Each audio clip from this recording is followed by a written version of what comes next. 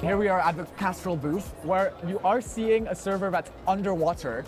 So it's not technically water, it's DC-20. Liquids are much better at transferring heat than air is. Obviously, there's a downside versus having like huge heat sinks. Electronics and liquids don't typically mix.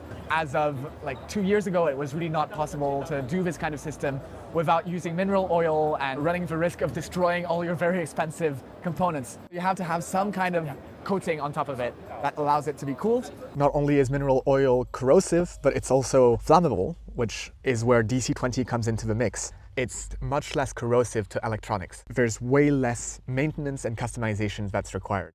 All right, this is the Smart Pod by Submer. So the advantage of this is that you can have passive cooling compared to other data centers, which would use AC to cool everything down and then have these intricate systems. So it's actually quite surprising how warm it is. I could touch it, but I am not going to.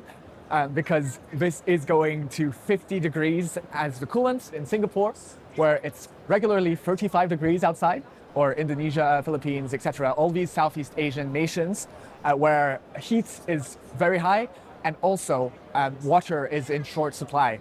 So having a system like this, where you're cooling it with oil and you don't have to rely on actually like air conditioning everything, would allow for reduction in the amount of water loss from all these water cooling systems. This Smart Pod is able to dissipate around 300 kilowatts of cooling. As AI servers become more and more powerful, more and more power hungry, even denser configurations between servers, it's quite likely that this kind of configuration will become more and more common as the years go by. So you would theoretically be able to have a 1.02 factor for cooling versus 1.2, 1.3, so that's like 20% more power that can be then sent towards the AI servers, towards reducing water consumption and all of that goodness.